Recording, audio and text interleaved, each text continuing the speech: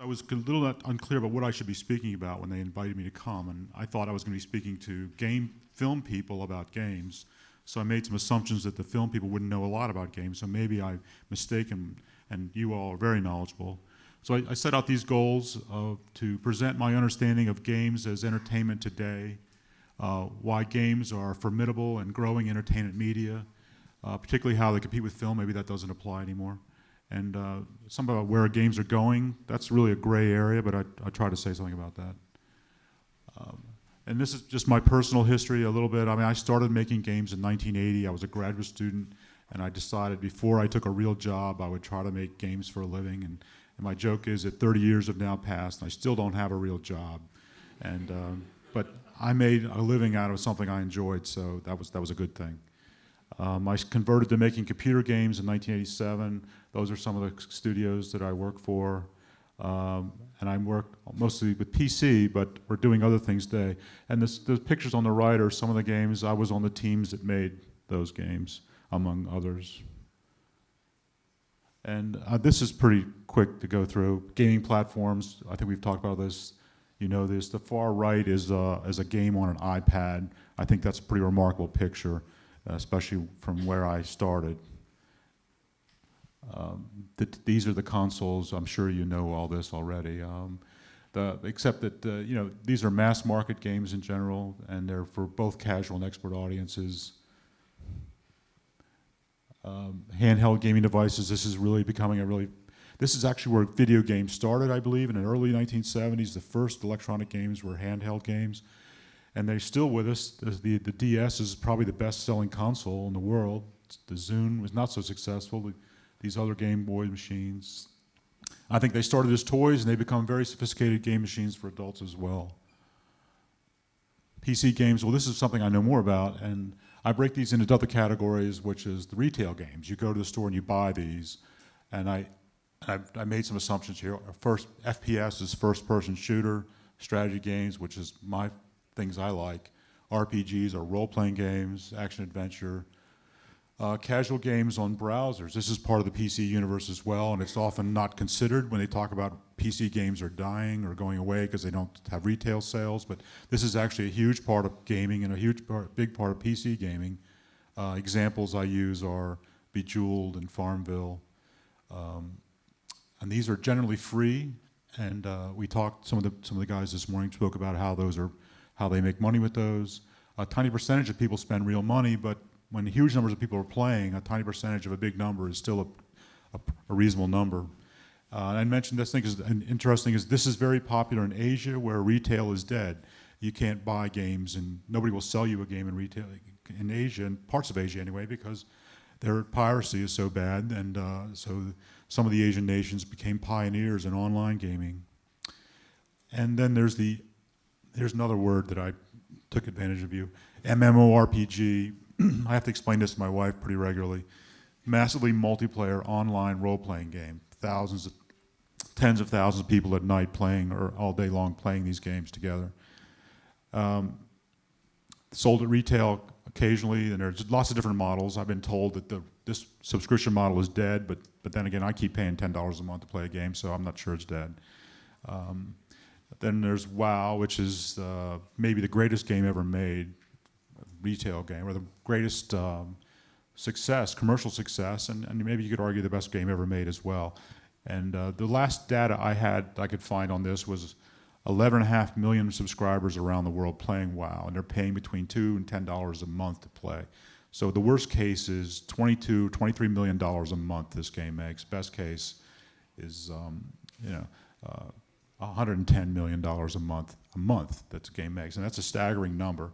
I read somewhere, I can't attribute this, but 62% of the whole MMORPG market is WoW.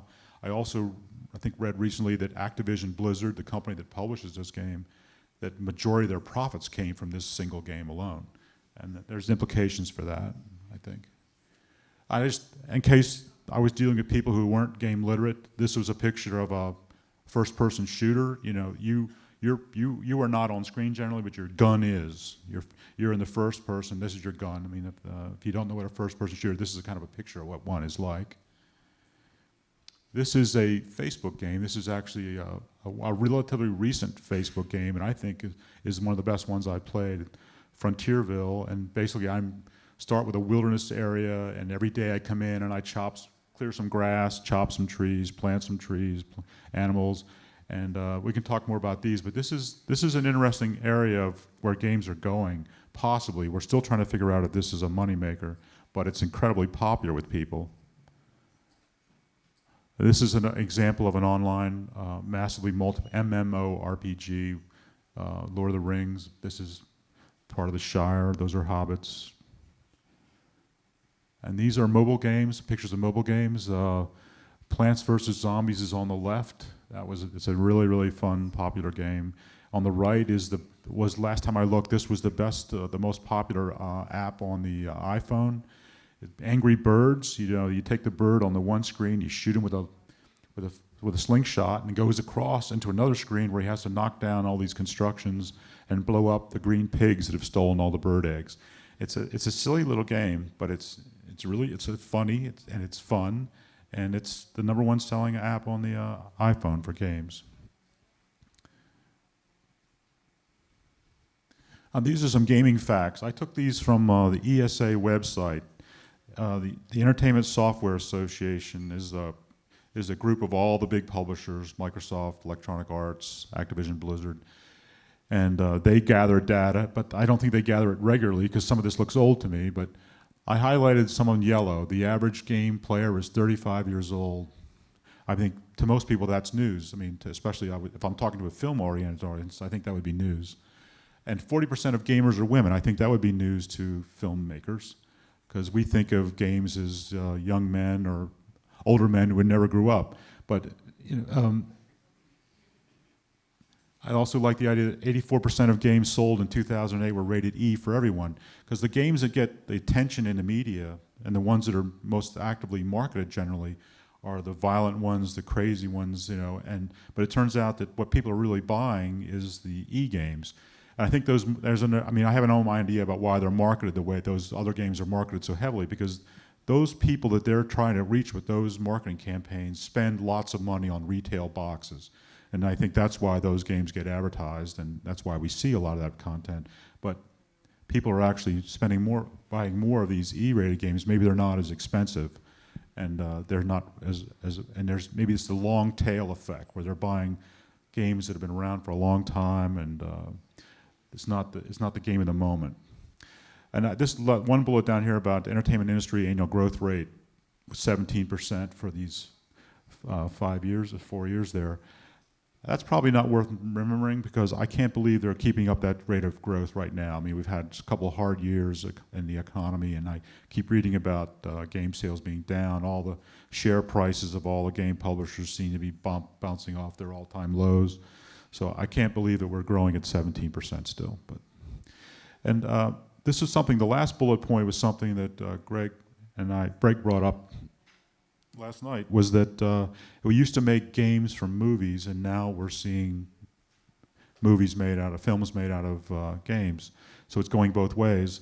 And I think this brings up something I just wanted to mention and more broaden out a little bit, is that I think it's wrong to think of games and film as maybe necessarily as competitors. I guess what we could call an ecosystem around the intellectual property, where there's a game, there's a book, there's a film, there's something else, there's toy figures. And it's the IP really, and games is just part of that. I guess we could call it an ecosystem. I think when I think of that, I think of Walt Disney, when they even do Broadway plays based upon their intellectual property. So there was you'll see the play, the film. I guess it starts with a film. Then there's all these other things. And so games are now a big part of that branding. And in some ways, they're all supporting each other and not necessarily in competition.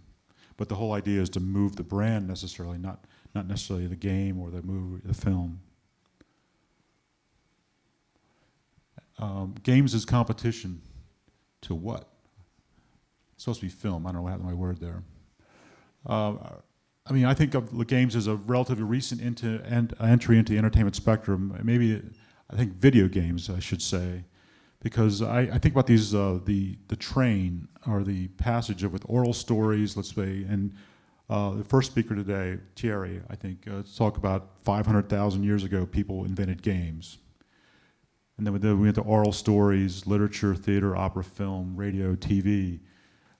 And I put video games at the end of that list. And maybe that's not right. Maybe video games has its own little trail where it started with those games like we described this morning, the fire game, and then someday chess and Parcheesi, which are another ancient game.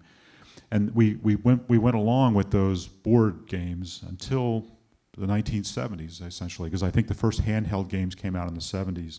And then there's been this huge spike up in activity where we've all kinds of innovation in electronic video games, which we've seen recently. And I could also make the case that there's a bit of a convergence. If there's two separate lines, if the story-based entertainment is one line and game-based entertainment is another, I think there's places where they converge or they bump up against each other, because I know there's certainly games that are telling stories or trying to. I don't think there's anything new there. All future generations will grow up with games. I mean, that's been true for a while.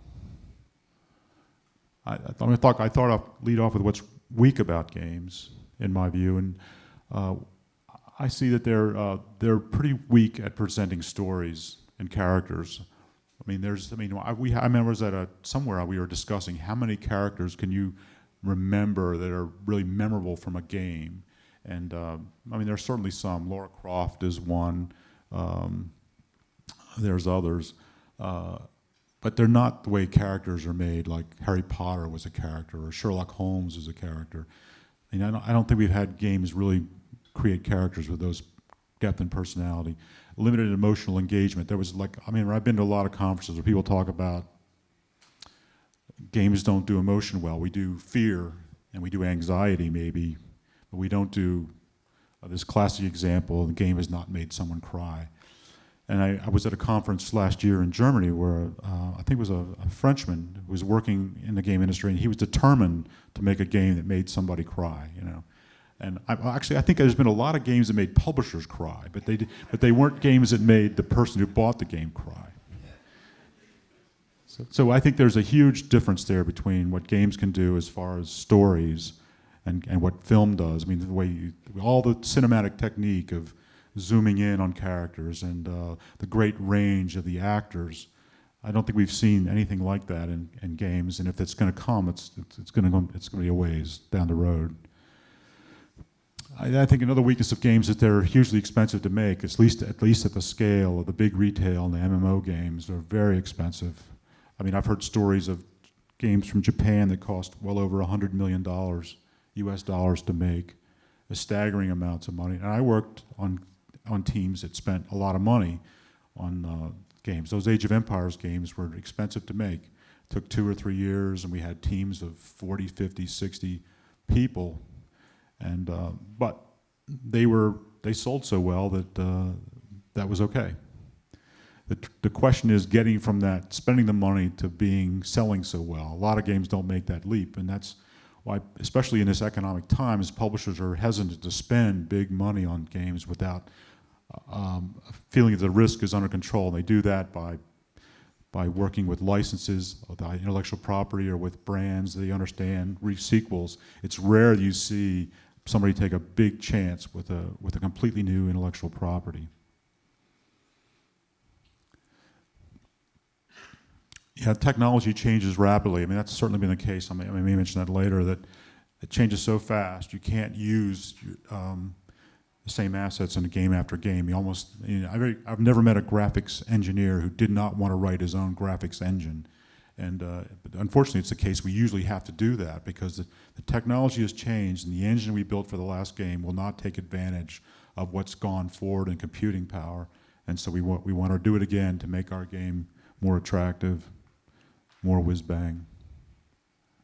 The strengths of games. I'm more comfortable with this, and I'll just mention these and I'll talk to them more in detail. Interactivity, diversity of experiences for so many tastes, like Greg mentioned 4 different kinds of gamer that he found in his little study with children.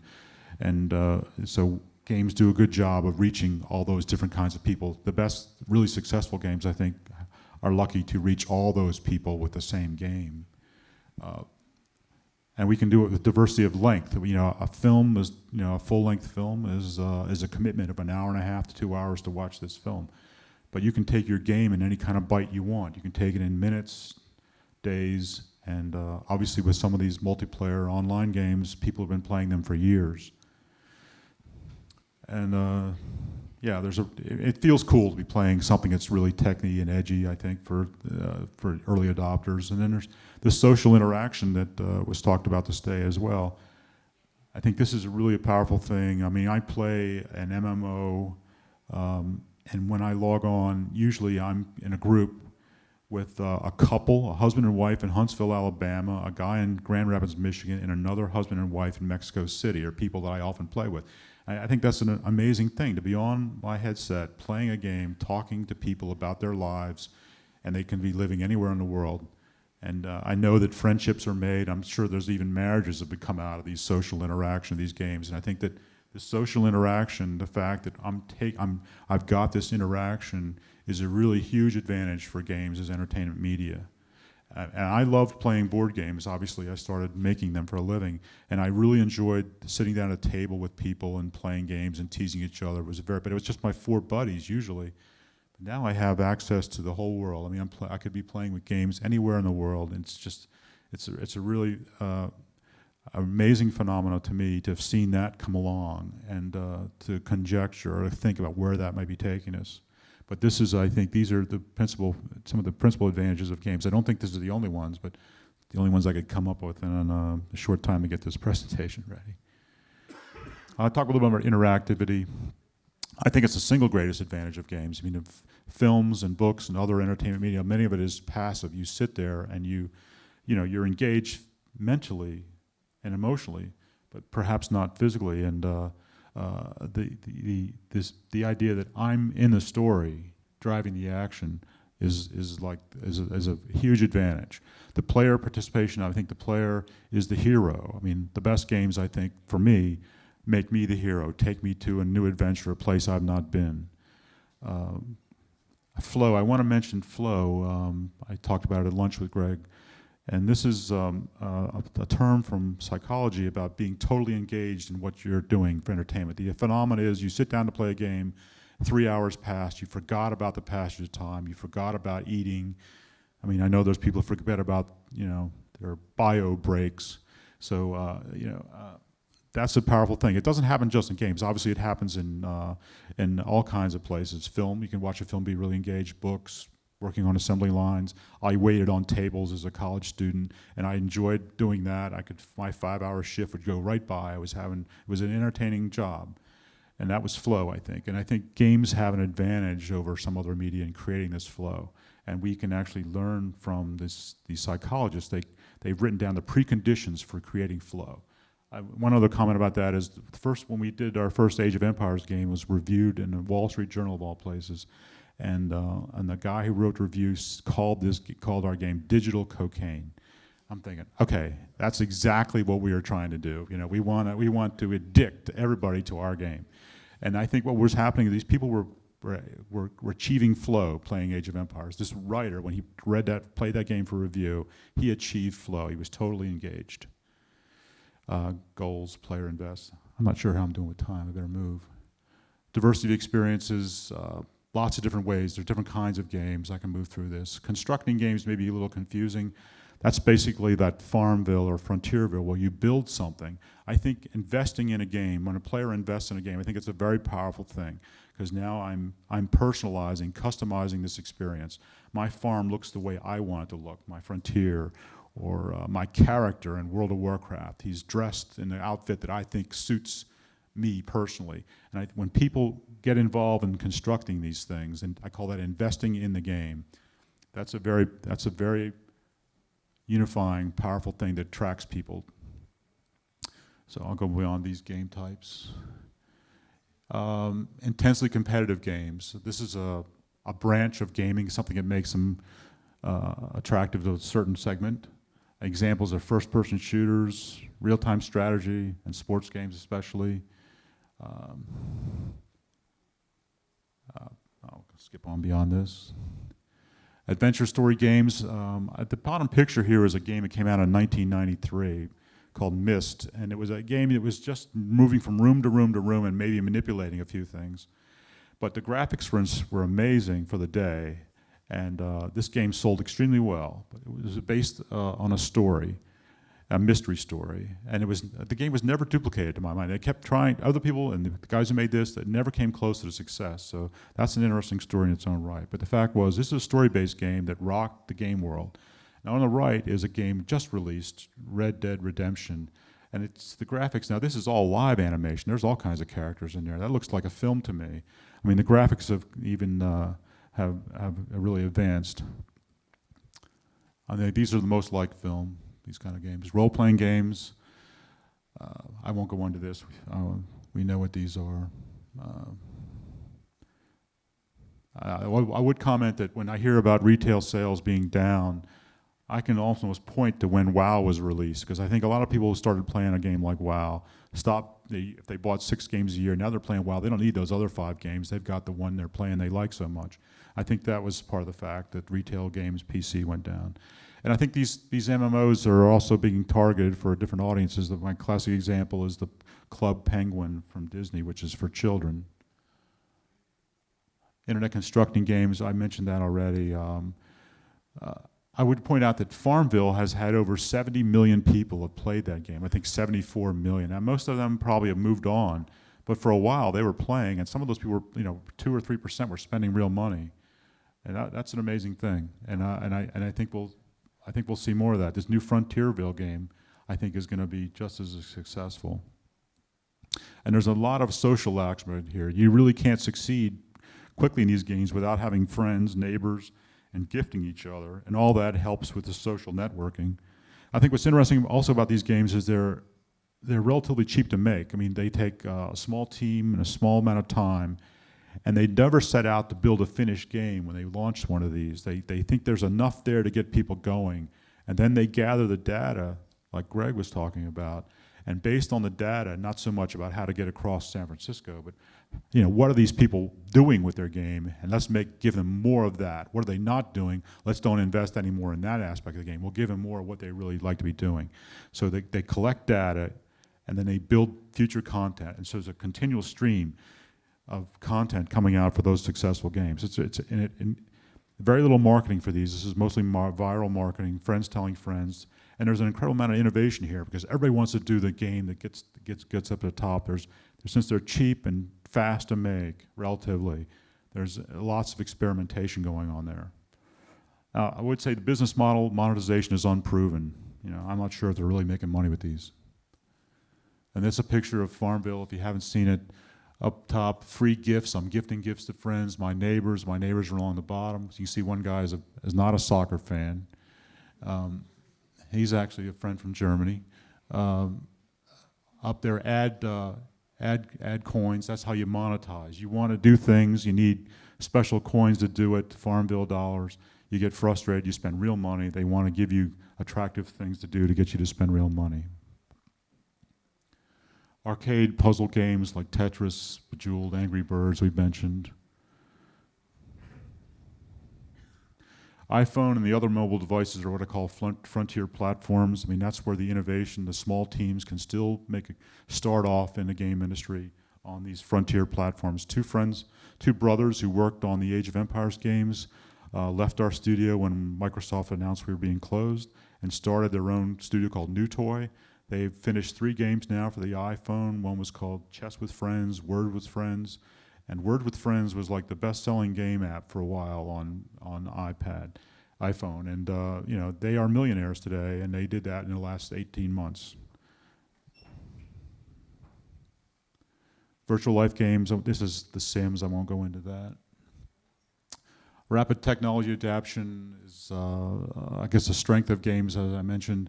The first PC game I worked on was 1987, and we had 4 colors to work with. 2 were black and white, and the other was purple and magenta. And Moore's law of computing led to rapid technology changes. 3D, which is game 3D, not film 3D, where you need glasses. large interactive worlds. Graphics have been a huge beneficiary of technology. I bolded this last statement: graphics unlock the mass market. I was somewhere with Sid Meier, and he was asked about this. What's the advantage of graphics? And I remembered his comment, and I borrowed it. I think what graphics did was they made it possible for huge numbers of new people to become game players, because when it was 4 colors or 2 colors or 16, you needed a lot of imagination. You had to do some work as a game player to make this game work for you. You had to fill in a lot of blank spaces because the colors and the images were not there. But when we got to millions of colors, full 3D, very high frame rates, you didn't need an imagination anymore. It was right in your face. That picture of the horseman from Red Dead Redemption, there was nothing you had to fill in. The game was doing all that visualization for you.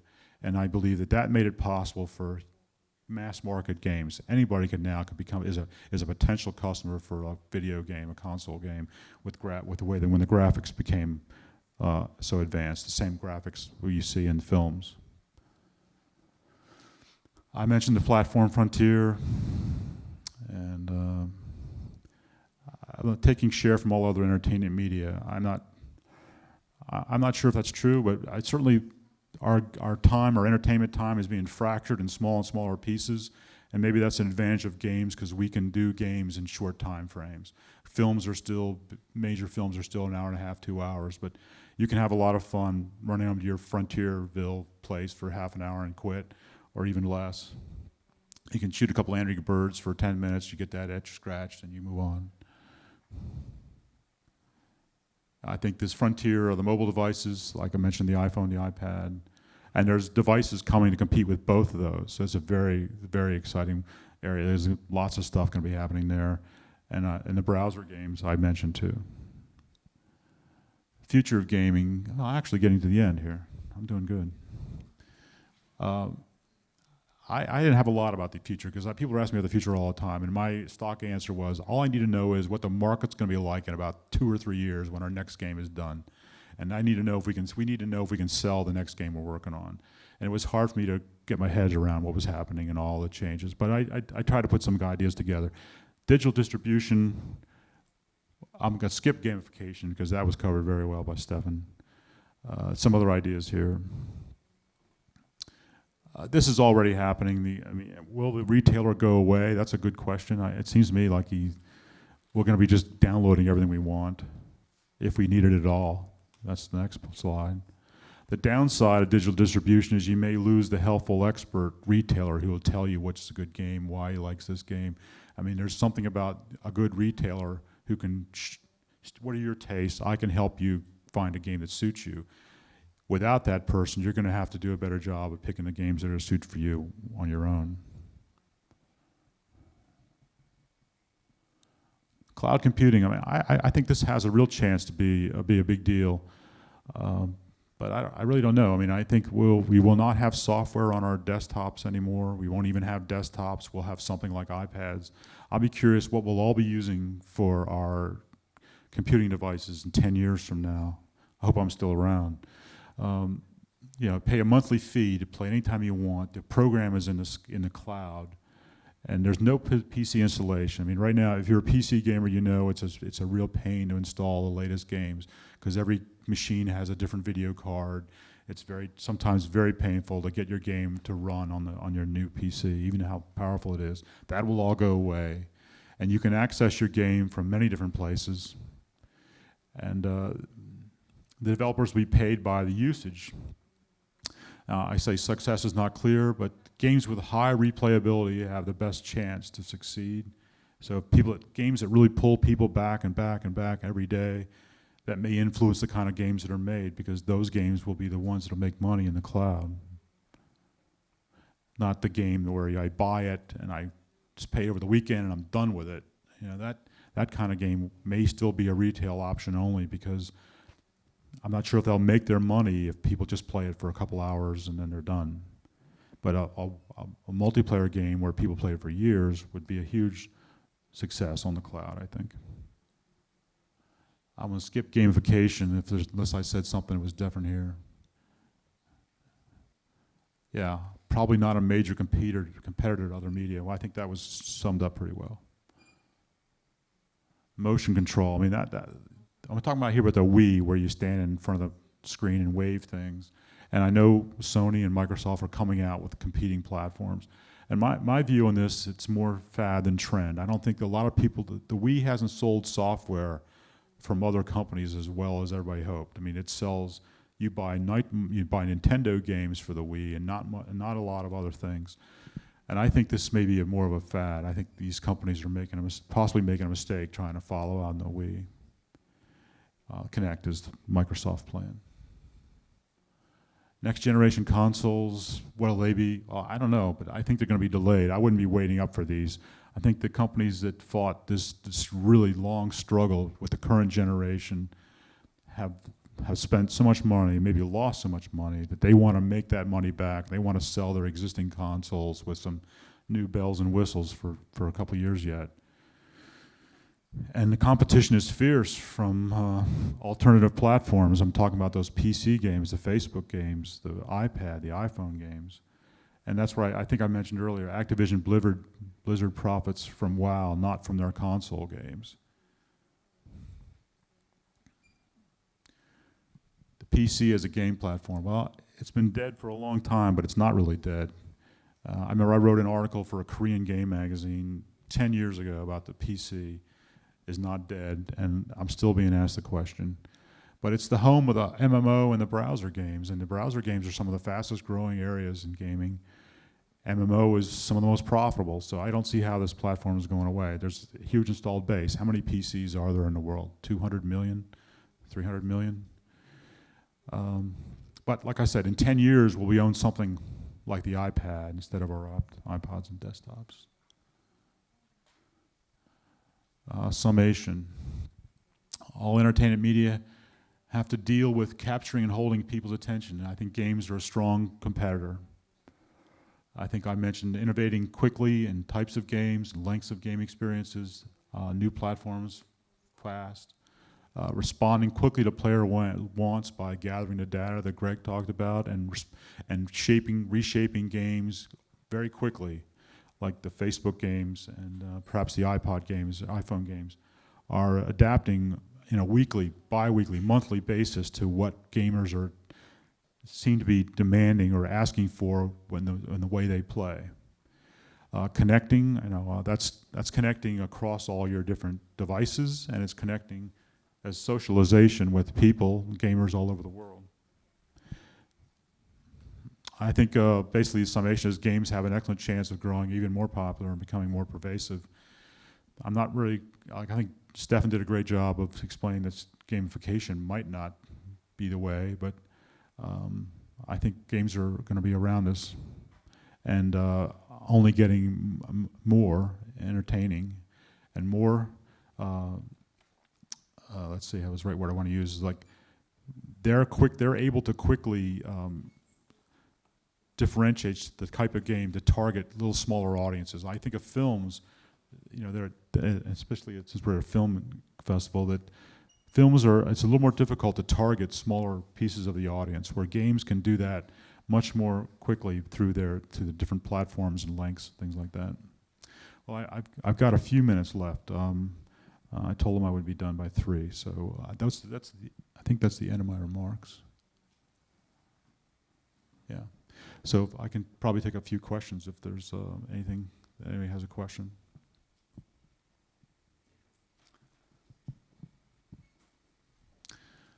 No questions? Okay, I was great. No, there's a question.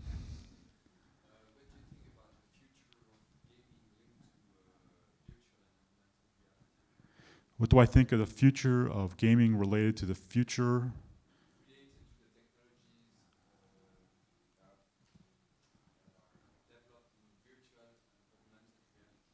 Augmented reality? Well, I'm not sure. I'm going to be flip here. I think augmented reality to me is a couple of beers, so. I'm not sure what your question is asking me about, so. Is there any possibility for this technology of virtual reality and augmented reality to be part of the game industry? Okay, I think you asked me if there's a if technology is going to make reality in games even more powerful, more real lifelike, yeah, something like that. Augmented reality, like Wearing a virtual mask or something, and then virtual objects. Or okay. Well, you know, that's an interesting point because that reminds me of when I was really young. I liked to read science fiction, and I read a science fiction story, and I bet I read this in the 1950s. And it was about a guys who went hunting, and they wore masks, and they went into this room, and they got these guns with wires, and they wore a mask, and they went big game hunting, and they could adjust the danger and all these things, variables could be adjusted by a control.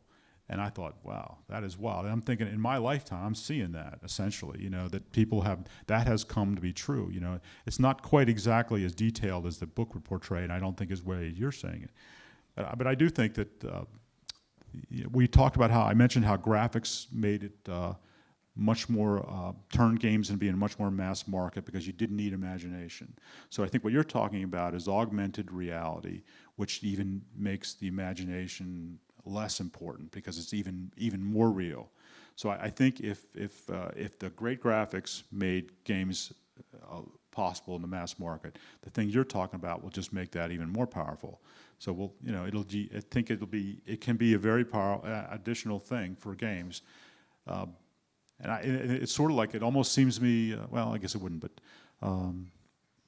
I don't see how that can't make games more compelling. If you can make the reality more vibrant, more alive, sound, visual, feel. I mean, I've heard about people wiring people up, you know, so that they can sense your emotion while you're playing, and then change the game to reflect how they're reading your emotion. It's like you're taking a lie detector test while you play.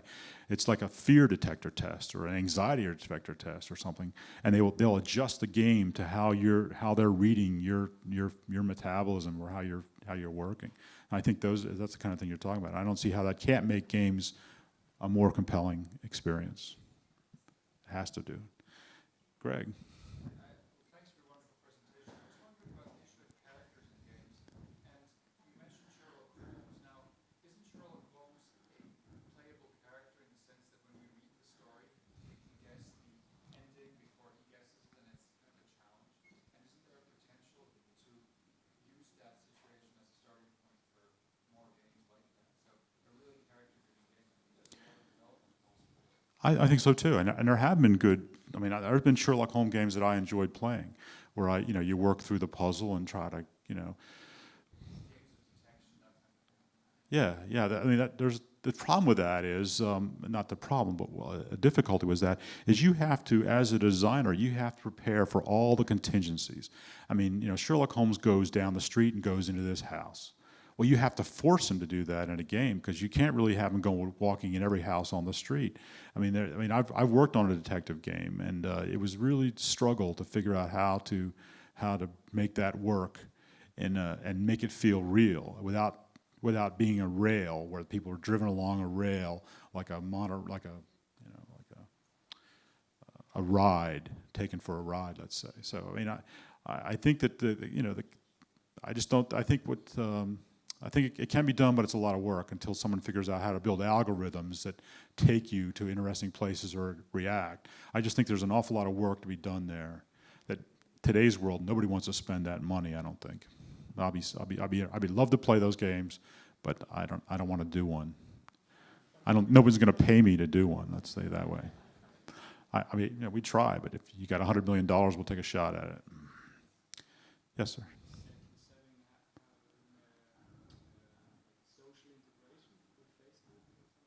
Yes, Settler 7 has social integration. You can when you finish a scenario in a campaign, you can spam all your friends and tell them that I've now finished scenario 7. Ha. Yes, sir. You mentioned that the producer, in order to minimize the risk, they take some measure to minimize the risk of going on to an existing story, which are made quite uniformous gameplay. I mean, I'm always surprised to see that the story, the content of the game is not that innovative for the mainstream. Do you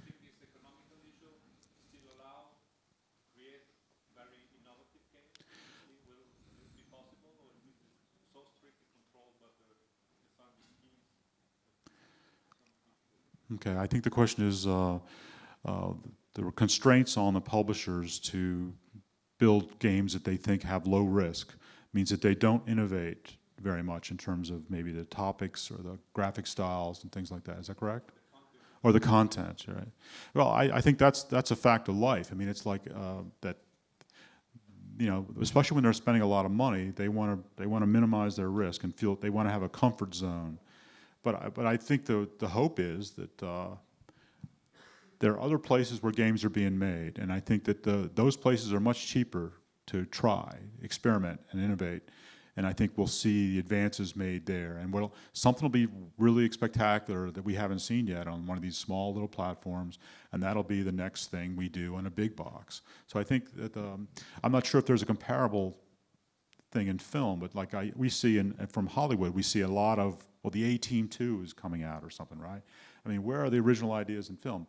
I think they're done. I think a lot of them are at the film festival like this. You see the innovation here. But these are small teams working generally on small budgets. But nobody's going to spend 200 million. You know, well, they do, but it's risky. You know, and it's just, especially in times like this, where it's very hard to find financing for a game. I'm not sure about film, but it's very hard to find financing. If you're an independent game developer right now, a lot of my friends, and my studio, the studio I work for, was closed for economic reasons, essentially.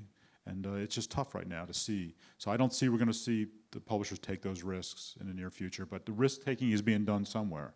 There's always been what I call the platform frontier in games that since the 30 years, well, let's say the 23 I've been making video games, there's always been a place where you could experiment cheaply. And some interesting things have come from that. Yes, in the back. What advice would you give to game developers to make their characters more believable? Like what qualities would make a more believable character? And have you got an example of who, to date, you think is one of the most believable characters in a game? So the question is, what would I advise people about creating more believable characters? And is there someone out there right now who's making a very believable character that I like?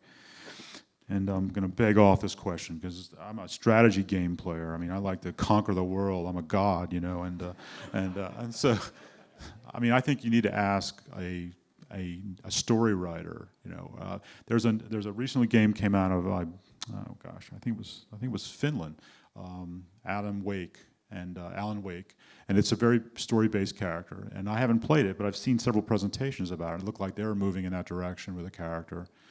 And I think that we need to learn from film people how to build characters, and story writers as well. I mean, there's been a movement like that. I know that story writers, fiction writers have been hired by game companies to write stories. But I think the limitations on creating those images on the screen on a computer game are just really big right now. And it's much easier for a film person to do it with the camera and the great acting than it is for us to do it with mostly digital images and maybe some voice. And I can't really give you an example of a character to me that's been really excellent. I mean, I don't play games with characters usually. I'm the character. I'm the hero when I play. I'm strutting around, you know, doing things. And I think I mentioned that. I think that's one of the great things about game is the player is the hero, and it's my manifestation of my dreams or my fantasy that's happening on screen, and that's why I think games are compelling. And I think that something you're talking about, I think, is an area of gaming. I would call it interactive stories as a word, or narrative games, or adventure games. And we haven't done that very well. The game industry hasn't done that very well. And I think that's still where where film and literature really shine. That's their strength. And I mean, I know people are thinking about how to do this in games, but I'm too old to do that. I mean, I'm stuck in a rut. I'm sorry.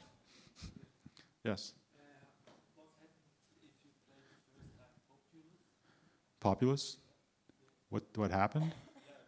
Was there an impact of this game for you as a designer? Yes. I mean, I was the question is, what did I think the first time I played Populous? Did I feel like a god?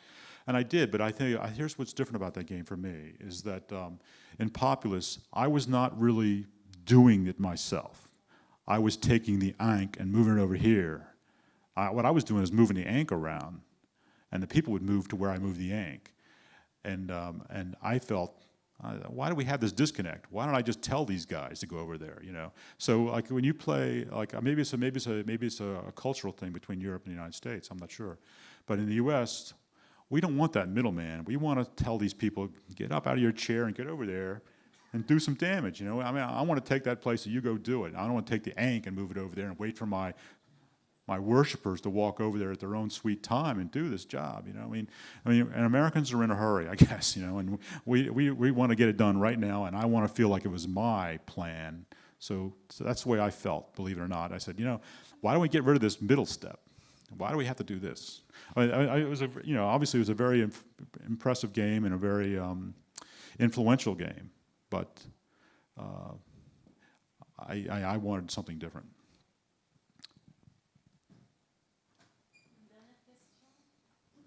Yes, sir. What's for you the best game from the 80s in UK or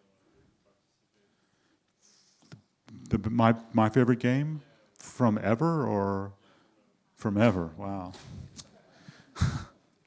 You know, I don't like superlatives. You know, I don't like to say this is the best restaurant, my favorite movie, because I feel like once I've eaten there or once I've seen that film, I'm not interested in seeing it again for a while. How can it be my favorite? I don't want to see it again for a year, right?